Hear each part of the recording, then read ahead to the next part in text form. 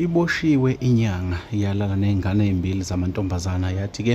izifaka umuthi ke ngomphambili ke lapha ke uNsikazulu uqinisekisile lokho evidweni yakhe ayenza namhlanje noma enkulumeni yakhe ke ngokusobala ukuthi ke lenyanga ke igcine ke ayikhalela amasongo kaSigonyela nanto udaba ke awizwela khona la kwisiqiniseko eSayimid. So ama video ngikiphiso ukuthini izolo ntambama ngithola icall ethi inyanga iseboshiwe.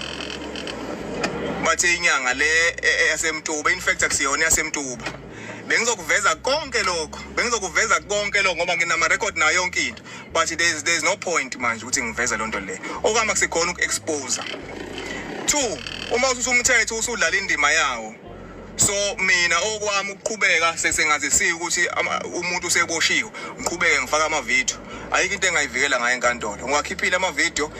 but ngizokusho lokho ngeke ngisifaka isithombe senyanga ngoba ngizifaka inyanga yakwaTembe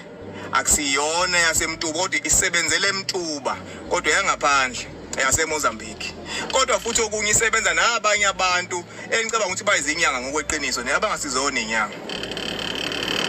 baningi yoba bengikhuluma indaba ama influencer lenyanga ike yavela kwenye YouTube ivela nomunye umuntu oyinyanga noma oyibiza ngenyanga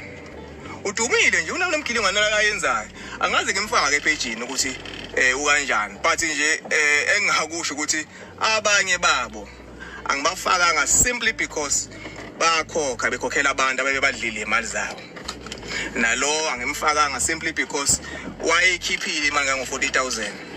bayifakele ingane zasho ukuthi hayi eyifakile imali so hayi noma singayiyeka ngeke ngikwazi ukuphoqa mina ngithi ngoba nakho ngifuna ukuthi ngifake lana kwande ngingibuke ningilandela ngasho namanje ngisasho angiyenzeli trend le ngisongenzela ukusiza abanye abantu basizakala abantu ethi umuntu sengisizakele mfowethu hayi ku right siye bebuye futhi ethi hayi mfowethu ngisizakala nyama manje kanje kunezinto engizenzayo azenzeki kumile kusayile yanto le ngizophinde ngibuye futhi